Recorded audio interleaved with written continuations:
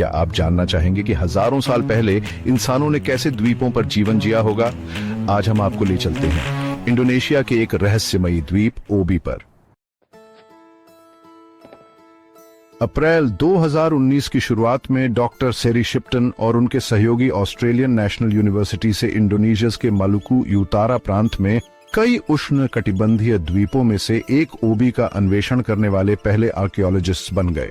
शोध दल की खोजें सुझाव देती हैं कि प्रीहिस्टोरिक लोग जो ओबी पर रह रहे थे वे भूमि और समुद्र दोनों में कुशल थे। घने वर्षावनों में शिकार करते थे, समुद्र तट पर भोजन की खोज करते थे और संभवतः द्वीपों के बीच भी यात्रा करते थे। खुदाई एक परियोजना का हिस्सा थी जिसका उद्देश्य यह जानना था कि लोग कैसे मुख्य भूमि एशिया से प्रकट हुए इंडोनेशियाई द्वीप समूह के माध्यम से और प्रीहिस्टोरिक महाद्वीप में जिसने कभी ऑस्ट्रेलिया और न्यू गिनी को जोड़ा था। टीम के पहले के शोध ने सुझाव दिया था कि समूह के सबसे उत्तरी द्वीप, जिसे वॉलेशियन द्वीपों के रूप में जाना जाता है, जिसमें ओबी भी शामिल है, सबसे आसान प्रवास मार्ग प्रदान करते होंगे। यह भी संभावना दिखती थी कि ये द्वीप मानवों की आइलैंड हॉपिंग यात्रा के लिए हजारों वर्ष पूर्व सीढ़ी के पत्थरों के रूप में महत्वपूर्ण थे।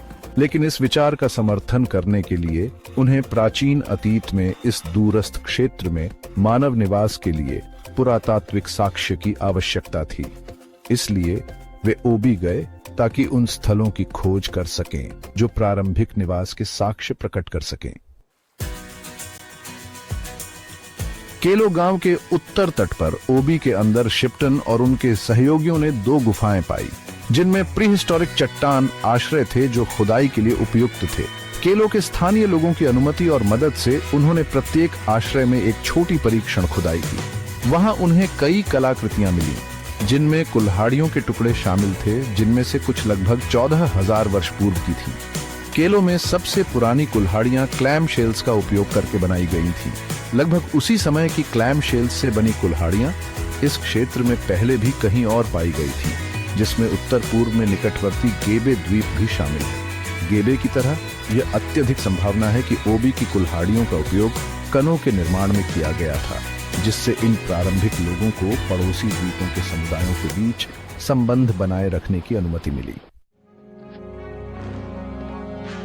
केलो स्थल से सबसे पुरानी सांस्कृतिक परतों ने टीम को ओबी पर मानव निवास का सबसे पुराना रिकॉर्ड प्रदान किया, जो लगभग 18,000 वर्ष पूर्व का है। उस समय का जलवायु आज की तुलना में अधिक शुष्क और ठंडा था और द्वीप के घने वर्षावनों की घुसपैठ आज की तुलना में बहुत कम कठिनाई वाली हो सकती थी।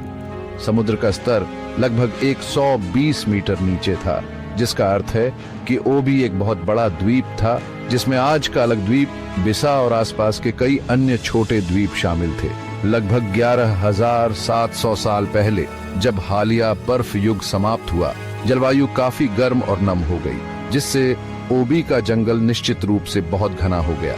शोधकर्ताओं के अनुसार यह संयोग नहीं है कि इस समय के आसपास पहले पत्थर के बने कुल्हाड़ियां समुद्री शेल के दिखाई देती है। संभवतः उनके भारी भरकम उपयोग के जवाब में जो बढ़ते घने वर्षावन को साफ करने और संशोधित करने के लिए किया गया था, जबकि पत्थर को शेल की तुलना में कुल्हाड़ी में पीसने में लगभग दोगुना समय लगता है।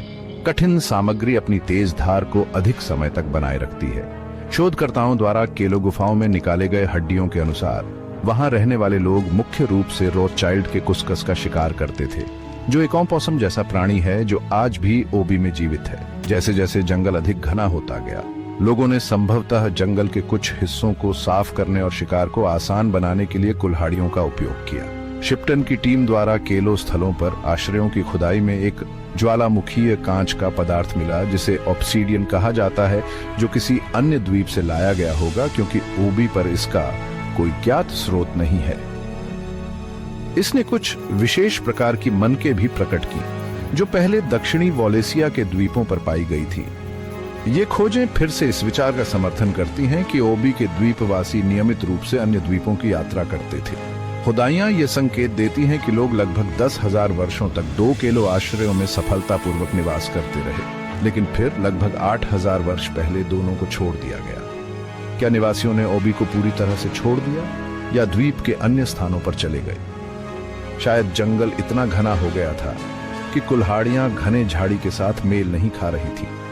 शायद लोग सिर्फ तट पर चले गए और शिकार करने के बजाय मछली पकड़ने को जीवित रहने के एक साधन के रूप में अपनाने लगे। प्रस्थान का कारण जो भी हो, इस समय के बाद केलो आश्रयों के उपयोग का कोई सबूत नहीं है।